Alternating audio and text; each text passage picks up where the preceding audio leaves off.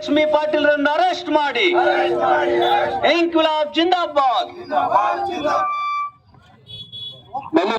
ಮಾನ್ಯ ಜಿಲ್ಲಾಧಿಕಾರಿಗಳು ರಾಯಚೂರು ಸಿರಿವಾರ ತಹಶೀಲ್ದಾರ್ ಮೂಲಕ ಅಂತೇಳಿ ನಾವು ಇವತ್ತು ಮನೆ ಪತ್ರ ನೀಡ್ತಾ ಇದೀವಿ. ಸ್ವಲ್ಪ ನಮ್ ಬೇರೆ ಕಂಡಂಗ್ ಬಿಟ್ರೆ ನಾವ್ ಏನ್ ಮಾಡಕತ್ತೀವಿ ಗೊತ್ತಾಗ್ತದೆ. ಇಲ್ಲಂದ್ರೆ ಯಾವ ತಿರುಪತಿ ತಿಮ್ಮಪ್ಪನ ಜಾತ್ರೆಗೆ ಯಾವ್ದು ಜಾತ್ರೆ ಕೂಡ ಮಾಡಕತ್ತಾರ ದುಡ್ಡು ಹೋರಾಟ ಆಯ್ತು.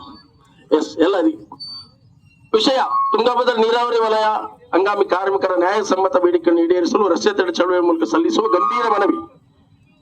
ಒಂದು, ಪ್ರಪ್ರಥಮವಾಗಿ ತುಂಗಭದ್ರಾ ನೀರಾವರಿ ವಲಯದಲ್ಲಿ ನಡೆದಿರುವ ಭ್ರಷ್ಟಾಚಾರದ ವಿರುದ್ಧ ತಕ್ಷಣ ಕ್ರಮ ಕೈಗೊಳ್ಳಬೇಕು. ಭ್ರಷ್ಟ ಅಧಿಕಾರಿಗಳಾದ ಶ್ರೀಮತಿ ವಿಜಯಲಕ್ಷ್ಮಿ ಪಾಟೀಲ್ ಹಾಗೂ ಇತರರ ವಿರುದ್ಧ ಎಫ್ಐಆರ್ ದಾಖಲಿಸಲು ವಿಳಂಬ ಮಾಡುವುದು ನ್ಯಾಯ ವಿರೋಧಿ ಕ್ರಮವಾಗಿದೆ.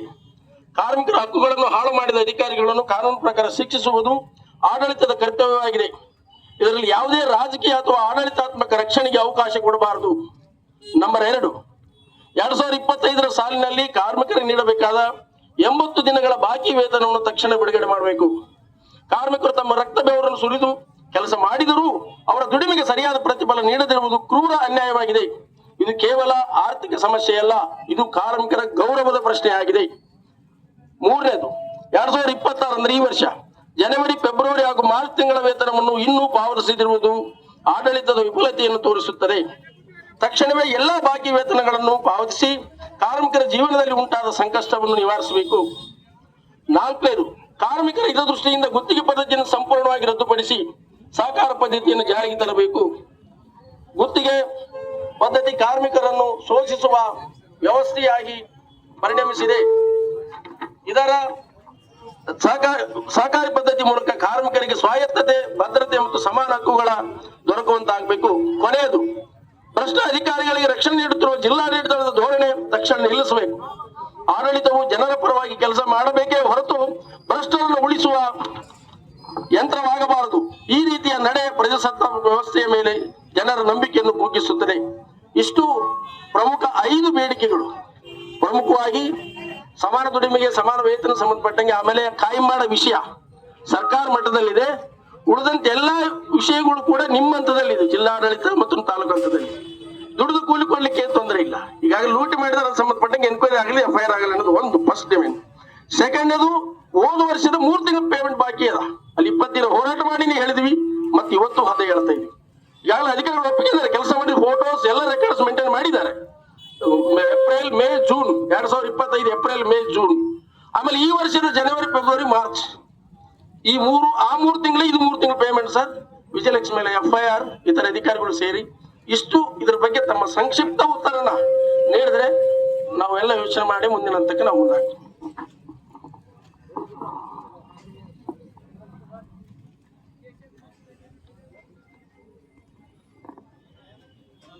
ಒಂದು 2 ಮಿನಿಟ್ಸ್ ಟೈಮ್ ಕೊಡಿ. ಇವಾಗಲೇ ಈಗ ನಿಮ್ಮ ಬೇಡಿಕೆಗಳೆಲ್ಲ ಒಂದು ಲಿಸ್ಟ್ ಅನ್ನ ಮಾಡಿ ಕೊಟ್ಟಿದ್ದೀರಾ. ಈ ತರ ಹೋರಾಟ ನಡೀತಿದೆ ಅಂತ ಹೇಳಿ ನಾವು ಆಲ್ರೆಡಿ ಡಿಸಿ ಸರ್ ಜೊತೆ ಡಿಸ್ಕಸ್ ಮಾಡಿದ್ವಿ. ಕಾರಣ ಅವರು ಸ್ವಲ್ಪ ಪರ್ಸನಲ್ ರೀಸನ್ಸ್ ಇದೆ, ಅವರು 22ನೇ ತಾರೀಕೆಲ್ಲ ರಜೆಯಲ್ಲಿ ಇದ್ದಾರೆ.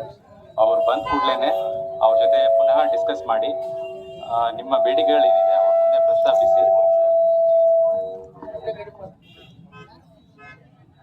ಸೂಕ್ತ ಪರಿಹಾರ ಕೊಡಿಸೋ ಎಲ್ಲ ಪ್ರಯತ್ನ ನಾವು ಮಾಡ್ತೀವಿ.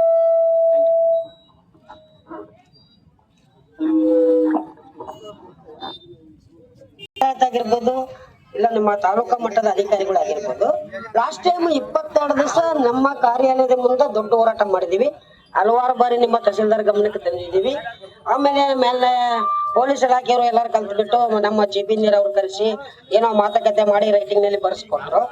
ತದನಂತರ ಯಾವ ಆಕ್ಷನ್ ಯಾರನ್ನ ಕೇಳಬೇಕು? ಇವತ್ತು ನಾವು ರಸ್ತೆ ರೋಕ ಮಾಡ್ತೀವಿ ಅಂದಾಗ ಇಡೀ ಪೊಲೀಸ್ ಡಿಪಾರ್ಟ್ಮೆಂಟ್, ಇಡೀ ಜಿಲ್ಲಾಡಳಿತ ಅಲರ್ಟ್ ಆಗ್ತೀರಿ. ಕಾರ್ಮಿಕರಿಗೆ ಪೇಮೆಂಟ್ ಕೊಳ್ಳಾರದ ವಿಷಯದಲ್ಲಿ ಬಂದಾಗ ನಿಮ್ಮ ಜಿಲ್ಲಾಡಳಿತ ಏನ್ ಮಾಡ್ತೀವಿ? ಇದಕ್ಕೆ ಕಾರಣ ಯಾರು? ಜಿಲ್ಲಾ ಆಡಳಿತದವ್ರ ಕಾರಣ, ಅಥವಾ ನೀರಾವರಿ ಅಧಿಕಾರಿಗಳ ಕಾರಣ, ಅಥವಾ ಪೊಲೀಸ್ ಡಿಪಾರ್ಟ್ಮೆಂಟ್ ಕಾರಣ? ಇವತ್ತು ಪೊಲೀಸ್ ಇಲಾಖೆಯಲ್ಲಿ ನಾವು 2 ತಿಂಗಳಿಂದ ಕಂಪ್ಲೇಂಟ್ ಕೊಟ್ಟಿದ್ದೀವಿ CPI ಸಾಹೇಬ್ರಿಗೆ. ಇಮಿಡಿಯೇಟ್ಲಿ ಎಫ್ಐಆರ್ ಮಾಡಿ ಆ ಎಮ್ಮ 1,10,00,000 ಫ್ರಾಡ್ ಮಾಡಿದ್ದಾಳೆ, ಅದು ಎಫ್ಐಆರ್ ಮಾಡಿ ಅಂತ ಕೊಟ್ಟಿದ್ದೀವಿ. ಎಫ್ಐಆರ್ ಕೊಡಕ್ಕಾಗಲ್ಲ, ಎಫ್ಐಆರ್ ಕೊಡಿ. ಎಫ್ಐಆರ್ ಆದ್ಮೇಲೆ ಕೋರ್ಟಿಗೆ ಹೋಗಲಿ, ನಾವು ಅಲ್ಲಿ ಸಬ್ಮಿಟ್ ಮಾಡ್ತೀವಿ. ತನಿಖೆ ಆಗಲಿ. ಅದು ಅಕ್ಕಿ ಕಳ್ರ ನಾವು ಕಳ್ರ ಗುರ್ತಾಗಿ ಬಿಡ್ತದಲ್ಲ. ನೀವೇ ತನಿಖೆ ಮಾಡ್ತೀವಿ, ನೀವೇ ಇದು ಮಾಡ್ತೀವಿ ಅಂದ್ರೆ ಅರ್ಥ ಏನು ನಿಮ್ದು? ಜಿಲ್ಲಾ ಆಡಳಿತ ನಿಮ್ದು ಏನು ಫೇವರ್ ಬಂದಿದ್ರಲ್ಲಿ? ಈಗ SP ಅವರಿಗೆ ಅದೇ ದೂರು ಕೊಟ್ಟಿದ್ದೀವಿ. ಮಾನ್ಯ ಜಿಲ್ಲಾವಾರಿ ಸಚಿವರಿಗೂ ಅದೇ ದೂರು ಕೊಟ್ಟಿದ್ದೀನಿ, ನಮ್ಮ ಜಿಲ್ಲಾಧಿಕಾರಿಗೂ ಅದೇ ದೂರು ಕೊಟ್ಟಿದ್ದೀನಿ. ಈ ಟೈಪ್ 1 ಕೋಟಿ 10 ಲಕ್ಷ ರೂಪಾಯಿ ಫ್ರಾಡ್ ಮಾಡಿದಾಳೆ ಎಮ್ಮ ಅಂತಂದು. ಆದ್ರೆ ನೀವು ಅವ್ರ ಬಗ್ಗೆ ಕ್ರಮ ತಗೊಳ್ಳಾರ್ದೆ ನೀವೇ ಮೀಟಿಂಗ್ ಮಾಡ್ಕೊಂಡು ಕಾರ್ಮಿಕರನ್ನ ಯಾಕೆ ಬಲಖುಷಿ ಮಾಡಕ್ಕೆ? ನಮ್ಮ ಜಿಲ್ಲೆದಾಗ ಅದು ಸ್ಪೆಸಿಫಿಕ್ ಆಗಿ ಶಿರವಾರ ತಾಲೂಕಿನಾಗಿ ಏನ್ ನಿಮ್ಮೆಲ್ಲರ ಕೈವಾಡ ಇದ್ರಲ್ಲಿ ಅಂದ್ರೆ ವಿಜಯಲಕ್ಷ್ಮಿ ಪಾಟೀಲ್ರಿಗೆ ನೀವೆಲ್ಲ ಸಪೋರ್ಟ್ ಮಾಡ್ತಿದ್ದೀರಾ, ಕಾರ್ಮಿಕರಿಗೆ ಸಪೋರ್ಟ್ ಯಾರು ಇಲ್ವಾ?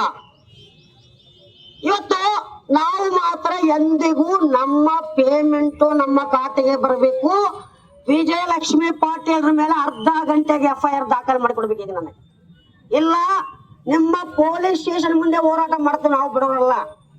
ಅದು ಪೊಲೀಸ್ ಸ್ಟೇಷನ್ ಮುಂದೆ ಹೋರಾಟ ಮಾಡ್ತೀವಿ ಅಂದದಕ್ಕೆ ಪೊಲೀಸ್ ಅಧಿಕಾರಿಗಳ ರಿಕ್ವೆಸ್ಟ್ ಬಾರಿಗೆ ತಂದಿಟ್ಟಿದ್ದೀವಿ. ಅದಕ್ಕೆ ಈಗ ತಹಶೀಲ್ದಾರ್ ಸಾಬ್ರೆ ನಿಮ್ಮ ಮಾತಿಗೆ ನಾವು ಗೌರವ ಕೊಡ್ತೀವಿ. ಇವತ್ತೇ ವಿಜಯಲಕ್ಷ್ಮಿ ಪಾಟೀಲ್ ಮೇಲೆ FIR ಆಗ್ಬೇಕು. FIR ಕಾಪಿ ನಮಗೆ ಕೊಟ್ಟ ಮೇಲೆ ಮಾನ್ಯ ಜಿಲ್ಲಾಧಿಕಾರಿಗಳು ಏನೋ ಲೀವ್ನಲ್ಲಿ ಇದ್ದಾರಂತೆ, ಓಕೆ, ನಿಮಗೂ 4 ದಿವಸ ಕಾಲಾವಕಾಶ ಕೊಡ್ತೀವಿ. ಆದ್ರೆ ಸದ್ಯದಲ್ಲಿ ಈಗ ವಿಜಯಲಕ್ಷ್ಮಿ ಪಾಟೀಲ್ರ ಮೇಲೆ FIR ದಾಖಲು ಮಾಡಿ ಕಾಪಿ ಕೊಡಿ. ಒಂದು ಬೇಡಿಕೆ.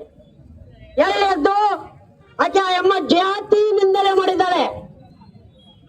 ದುಡ್ರಿ ಕೂಲಿ ಕೊಡ್ತೀರಿ, ದುಡ್ರಿ ಕೂಲಿ ಕೊಡ್ತೀರಿ ಇರ್ತಕ್ಕಂಥ ವಿಜಯಲಕ್ಷ್ಮಿ ಪಾಟೀಲ್ರು ನೀವು ಸಣ್ಣ ಜಾತಿಯವ್ರು ನಿಮ್ ಬುದ್ಧಿ ಬಿಡಲ್ಲ ಅಂತ ಬಂದಿದ್ದಾಳೆ. ನಮ್ಮಲ್ಲಿ ಸಾಕ್ಷಿ ಇದೆ, ದಾಖಲೆಗಳಿದ್ದಾವೆ, ನಾವು ಕೊಡ್ತೀವಿ ನಿಮಗೆ. ಆದ್ರೆ ನೀವೆಲ್ಲ ಇಲಾಖಾ ಅಧಿಕಾರಿಗಳ ಫೇವರಬಲ್ ಆಗಿ ತಾಲೂಕಿನಲ್ಲಿ ಕೆಲಸ ಮಾಡ್ತಕ್ಕಂಥವ್ರು, ಜಿಲ್ಲಾದಲ್ಲಿ ಕೆಲಸ ಮಾಡ್ತಕ್ಕಂಥವ್ರು ಅಂತ ಎದ್ದು ಕಾಣುತ್ತದೆ. ಮಾನ್ಯ ಜಿಲ್ಲಾಧಿಕಾರಿಗಳಿಗೆ ಹೋಗಿ ಗಮನಕ್ಕೆ ತಂದಿದ್ದೀವಿ. ಜಿಲ್ಲಾಧಿಕಾರಿ ಯಾಕೆ ಆಕ್ಷನ್ ತಗೊಳಕ್ ಆಗ್ತಿಲ್ಲ? DC ಏನ್ ಮಾಡ್ತಾರ್ರಿ? ನಿಮ್ಮ SP ಅವ್ರಿಗೆ ಕೊಟ್ಟಿದ್ದೀವಿ, ಏನ್ ಆಕ್ಷನ್ ತಗೊಂಡಿದ್ದಾರೆ ಅವರು? ನಿಮ್ಮ ಪೊಲೀಸ್ ಸ್ಟೇಷನ್ ರಿಪೋರ್ಟ್ ಕೊಟ್ಟಿದ್ದೀವಿ, ಏನ್ ಆಕ್ಷನ್ ತಗೊಂಡಿದ್ದಾರೆ ನಿಮ್ಮ ತಾಲೂಕಿನಾಗೆ? ಬೇಕಲ್ಲ ಸರ್? ಇವತ್ತೇ ಹೋರಾಟ ಮಾಡಿ ಇವತ್ತೇ ಬಂದವರಲ್ಲ ನಾವು. ದಿನನಿತ್ಯ ನಮ್ಮ ಬಾಳೆ ತುಂಗಭದ್ರ ಕಾರ್ಮಿಕರು ಹೋರಾಟ ಮಾಡ್ಕೊಂತ ಜೀವನ ಮಾಡಕತ್ತೀವಿ ನಮ್ಮ ಜಿಲ್ಲಾದಲ್ಲಿ.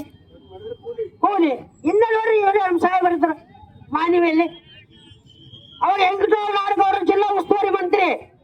ರಾಯಚೂರಿನ ಸಿಂಧೂರವ್ರಿಗೆ ಕಾಲ್ಜಾತ ಮಾಡಿದೀವಿ, ಕಾರ್ಮಿಕರು ಹೋರಾಟದಿಂದ ಪಡೆದಿದ್ದೀವಿ. ಯಾರು ಪುಕ್ಕರಿಗೆ ದಾನ ಕೊಟ್ಟಿಲ್ಲ, ಯಾವ ಕಾಂಗ್ರೆಸ್ ಇಲ್ಲ, BJP ಇಲ್ಲ, ಜಾತಿಕ ಜನತಾಗಳಿಲ್ಲ.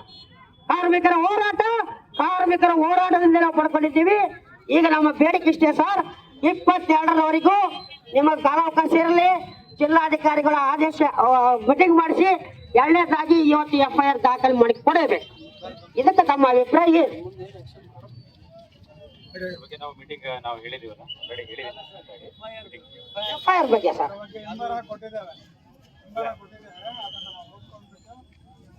ಸರ್ ನಿಮ್ಮ FIR ಅಲ್ಲಿ ಹಿಂಬರ ಕೊಡಕ್ಕೆ 2 ತಿಂಗಳು ಬೇಕಾ? ಕಾನೂನಾತ್ಮಕವಾದ FIR ಅನ್ನ, ಕಾನೂನಾತ್ಮಕವಾದ ರೀಸನ್ ಅನ್ನು ಕೊಟ್ಟು ನೀವು ಹಿಂಬರ ಕೊಡ್ಬೇಕಲ್ಲ ನಮ್ಗೆ. ಎಸ್, ಅದು ಎಷ್ಟು ದಿವಸ ಸರ್ ಟೈಮ್ ಅದಕ್ಕೆ? ಅಲ್ಲ ಸರ್, ಚಾಲೆಂಜ್ ಮಾಡೋದು ಸರಿ, ಸೆಕೆಂಡ್ರಿ. ಈಗ ನಾನು FIR ಜನವರಿ 31ಕ್ಕೆ ನಾನು FIR ದಾಖಲೆ ಮಾಡ್ತೀರಾ ಎಮ್ಮನ ವಿರುದ್ಧ ಅಂತ ನಾನು ಬಂದ ಕಂಪ್ಲೇಂಟ್ ಕೊಟ್ಟರೆ, ನೀವು ಕೊಟ್ಟಿದ್ದೆ ಯಾವಾಗ ಶಿರವಾರ ಪೊಲೀಸ್ ಸ್ಟೇಷನ್ ಮುಂದೆ ನಾವು ಹೋರಾಟ ಕುಂದಿರ್ತೀವಿ ಅಂದಾಗ ಮನೆ ತಂದು ಕೊಡ್ರಿ, ಅವಾಗ ಕರೆದು ಮಾತಾಡ್ತೀವಿ. ಅರ್ಥ ಏನಿದ್ರಲ್ಲಿ? ಈ FIR ಮಾಡಿ, ಆ ಎಮ್ಮ ಕರೆಕ್ಟ್ ಇತ್ತು ಡಾಕ್ಯುಮೆಂಟ್ಸ್ ಅಲ್ಲ, ಆ ಎಮ್ಮ ಹೊರಗೆ ಬರಲಿ. ನಾವು ತಪ್ಪು ಮಾಡಿದ್ರೆ ನಾವು ಜೈಲಿಗೆ ಹೋಗ್ತೀವಿ, ಸುಳ್ಳಾಗಲಿ. ನೀವು ಯಾವ ಶಿಕ್ಷೆ ಕೊಟ್ಟರು ಅನುಭವಿಸಕ್ಕೆ ರೆಡಿ ಇದ್ದೀವಿ. ಆದರೆ ಅಧಿಕಾರಿ ವರ್ಗದವರೆಲ್ಲ ಒಂದಾಗಿ ಜಿಲ್ಲಾದಲ್ಲಿ ಏನು ತಾರತಮ್ಯ ನಡೆಸಿದ್ದೀರಿ, ಇದು ಮಾತ್ರ ಪಕ್ಕ ಕಾರ್ಮಿಕ ವಿರೋಧಿ ಜಿಲ್ಲಾಡಳಿತ, ಕಾರ್ಮಿಕ ವಿರೋಧಿ ತಾಲೂಕು ಆಡಳಿತ, ಕಾರ್ಮಿಕ ವಿರೋಧಿ ಪೊಲೀಸ್ ಇಲಾಖೆ. ಇದು ಮಾತ್ರ ಸ್ಪಷ್ಟವಾಗಿ ಹೇಳ್ತಿದ್ದೀನಿ. ಯಾಕಂದ್ರೆ 2 ತಿಂಗಳಾದ್ಮೇಲೆ ಇವತ್ತಿನ ದಿವಸ FIRಗೆ ನಾವು ಹಿಂಬರ ಕೊಟ್ಟಿವಂತೀರಿ, ವಾರದಲ್ಲಿ ನಮ್ಗೆ ಹಿಂಬರ ಕೊಡ್ಬೇಕಾಗಿತ್ರಿ. ಇಲ್ರಿ ಅದು ಬರಲ್ಲ, ಇದು ನಮ್ಮ ವ್ಯಾಪ್ತಿಗೆ ಬರಲ್ಲ, ಇನ್ನೊಂದು ಬರಲ್ಲ ಅಂತ ಕೊಡ್ಬೇಕಾಗಿತ್ರಿ. ಅದಕ್ಕೆ ನಾವು ಯಾರು ಪರ ಮಾತಾಡ್ತಲ್ಲ, ಯಾರು ನಮ್ಮ ವ್ಯಕ್ತಿಗತ ವಿರೋಧಿಗಳಲ್ಲ. ನಮ್ಮ ಕಾರ್ಮಿಕರ ಬೇಡಿಕೆ ಈಡೇರೋವರೆಗೂ ಮಾತ್ರ ನಾವು ತಾಲೂಕಾಗಲಿ ಜಿಲ್ಲಾದಲ್ಲಾಗಲಿ ಯಾರು ಬಿಡಲ್ಲ. ನೀವು ಅನ್ಕೊಂಡಿರ್ಬೋದು, ಜಿಲ್ಲಾಧಿಕಾರಿಗಳು ಹೇಳ್ತಾರ್ರಿ ಮಾಡಿಸ್ತೀವಿ, ಇಂದ 7 ಮಹಿಳೆ ನೋಡ್ಬಿಟ್ಟಿವ್ರಿ ತಹಸೀಲ್ದಾರ್ ಸಾಬ್ರೆ. ನಮ್ಮ ರಾಯಚೂರು ತಹಸೀಲ್ದಾರ್ ಸಾಬ್ರು ಬಂದು ಮೆಮೊರಾಂಡಮ್ ತಗೊಂಡೋದ್ರೆ ಇವತ್ತಿಗೆ ಯಾವ ಮೀಟಿಂಗ್ ಮಾಡ್ಸಕ್ಕಾಗ್ಲಿಲ್ಲ. ನೀವು ತಗೊಂಡೋಗ್ತಿದ್ರ ಲಾಸ್ಟ್ ಟೈಮ್ 22 ದಿವಸ ನಿಮ್ಮ ಆಫೀಸ್ ಮುಂದೆ ಹೋರಾಟ ಕೂತಿದ್ದೀವಿ.